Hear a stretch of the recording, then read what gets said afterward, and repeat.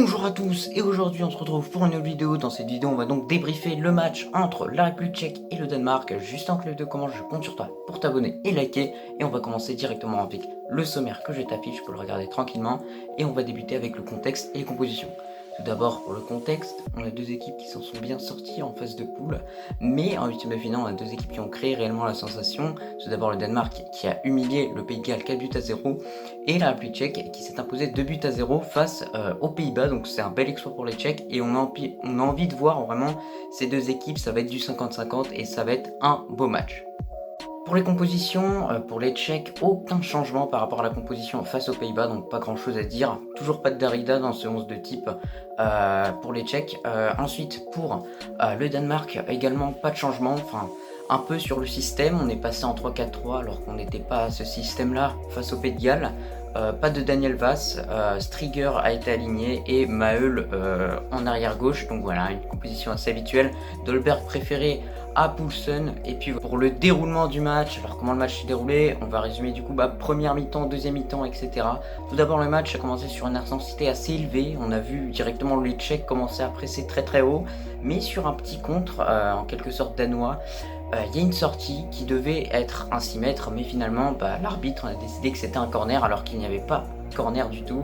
Et du coup sur ce corner on a une magnifique tête de Thomas Delaney. Le Danemark mène 1-0 du coup, mais c'est assez injuste pour les Tchèques franchement, parce que ce but n'aurait pas dû être validé puisqu'il n'y avait pas du tout corner pour les Danois. Du coup voilà, c'est vraiment dommage pour cette équipe tchèque qui a pris un coup au moral, on l'a vu directement. Déjà physiquement ils étaient atteints déjà parce qu'il faisait une chaleur de fou dans ce match aujourd'hui. Mais franchement ils ont eu du mal moralement à s'en remettre. Ensuite les Danois auraient pu mettre le 2-0, ils y sont parvenus. Voilà, ils y sont parvenus. On a vu un petit peu une sorte de réaction de la part des Tchèques, mais finalement les Danois ont pris le dessus et ont réussi à concrétiser leur domination avec un deuxième but. Voilà, ce qu'on peut retenir dans cette première mi-temps pour les Tchèques, c'est un peu trop de précipitation dans le jeu, un peu trop les mauvais choix parfois.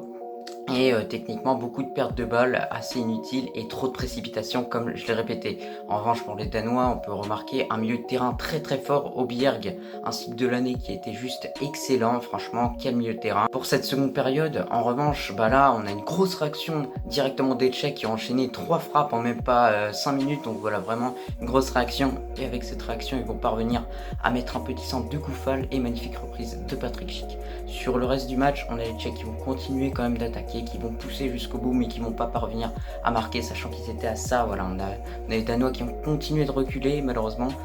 Pour les Tchèques il n'y a pas eu de but, ce but n'est pas venu. Ça aurait pu venir de Schick qui a été remplacé ensuite par Darida. On peut dire aussi également que les changements faits par le coach tchèque ont vraiment bien marché. Donc l'entrée de Jankto, Darida et Vidra, franchement c'est dommage qu'ils aient pas réussi à marquer. Désormais, passons à l'analyse. Alors que retenir de ce match? Déjà en première période, on a clairement vu que le match, c'est encore une fois, dans cet Euro, c'est incroyable, vraiment cette bataille du milieu de terrain a encore une fois porté ses fruits. Voilà, on a vraiment vu Oles en difficulté. Le duo Oles-Souček a vraiment été mis en difficulté par le duo Delaney Aubière. Franchement les deux, Aubière et Delaney, combinent bien ensemble et ont créé des bonnes actions. Mais surtout ce qu'on peut retenir sur comment le Danemark réellement a battu cette équipe de République tchèque, c'est vraiment en attaquant en contre et en profitant de la lenteur un petit peu des défenseurs tchèques malgré les 33 km de Gallas. Donc voilà, c'est franchement une équipe qui profite en fait de ses qualités, de la vitesse de press weight, etc. On est une équipe qui combine bien, qui a un jeu assez simple mais très direct et très efficace. On a la montée franchement de Vestergaard en fait, qui vient un petit peu remplir le rôle de milieu défensif parfois. Donc franchement on est une équipe franchement tactiquement qui est au-dessus de cette République tchèque. Je pense que la différence dans ce match elle fait vraiment techniquement, peut-être physiquement également. On a vraiment senti les Tchèques vraiment atteint par ce premier but déjà, mais franchement c'est dommage pour cette équipe tchèque qui aurait pu montrer des belles choses si elle n'aurait pas pris ce but injuste en première mi-temps. Et voilà, c'est pour ça qu'ils doivent un petit peu s'en vouloir en quelque sorte de ne pas avoir protesté. Je pense qu'ils auraient dû protester à l'arbitre qu'il n'y avait pas corner tout simplement, mais malheureusement ils l'ont pas fait. Donc si on doit un petit peu résumer, on a un match qui s'est joué sur la tactique vraiment, on a les Danois qui étaient au-dessus tactiquement, techniquement, etc. Plus athlétique également, meilleur physiquement. Donc voilà, franchement, que dire de cette équipe du Danemark? Il y a une certaine créativité au niveau du jeu, c'est pas toujours la même tactique, c'est pas même tout le temps le même jeu, c'est vraiment très varié.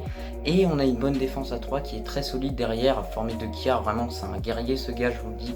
Et franchement, bravo à eux pour cette qualification en demi-finale dans le dernier carré de cet Euro. Donc est-ce que le Danemark est réellement un favori pour cet Euro? Moi je vous dirais oui, puisque cette équipe a montré à chaque match un beau visage, à chaque fois un beau jeu et monte en puissance petit à petit. Désormais, passons à mes tops et à mes flops. Alors, mon top du Danemark, sans surprise, c'est clairement Delaney. Franchement, quel match il a clairement mangé. Le duo Soucek-Oles en première mi-temps et en deuxième mi-temps également. Franchement, quel match de la part du joueur de Dortmund. Une tête magnifique et une application dans le jeu qui était juste excellente. On aurait pu également dire à Maël dans les tops. Mais pour moi, mon homme du match restera Delaney, auteur d'un match juste excellent. Ensuite, pour mon top de la République tchèque, c'est clairement Soucek. Voilà, au milieu de terrain, il a fait quand même du bien. Il y a eu cette bataille entre Delaney et Soucek, mais franchement, c'était vraiment équilibré, même si parfois Soucek l'a remporté. Et Soucek est vraiment un réel guerrier. Il a bien fait les efforts défensifs. Offensivement également, il s'est beaucoup donné. Et je pense que c'est le joueur qui mérite le plus d'être top dans cette équipe de République tchèque. Désormais, passons au flop. Alors, pour mon flop de République tchèque, c'est quelqu'un qui n'a pas joué énormément dans ce match. C'est vraiment Masopust. Voilà, Masopust, c'est vraiment dommage pour ce joueur qui est très très fort avec le Slavia, une bonne vitesse de pointe. C'est dommage aujourd'hui que la République tchèque n'a pas pu vraiment le trouver en première mi-temps avec Patrick Schick. Donc voilà, franchement, en première mi-temps, ils étaient complètement perdus. Je pense que peut-être cette deuxième mi-temps aurait pu faire du bien à Masopust, mais ils ont décidé de le changer après, donc c'est vraiment dommage. Pour le Danemark, franchement, je vais pas vous mentir, mais je n'ai pas de flop, tout simplement. Je tiens à le dire, voilà, je n'ai absolument pas de flop pour le Danemark et j'en suis désolé, je vais pas en trouver pour en trouver. Il n'y en a pas pour moi, c'est une équipe complète, très forte et un groupe tout simplement solidaire entre eux. Donc voilà, la vidéo touche à sa fin, mais, juste avant, je te passe les notes des joueurs. Alors que dire de ces notes de joueurs? Il y a certaines notes qui sont pas réellement équitables. Bon voilà, c'est les notes SofaScore bien sûr.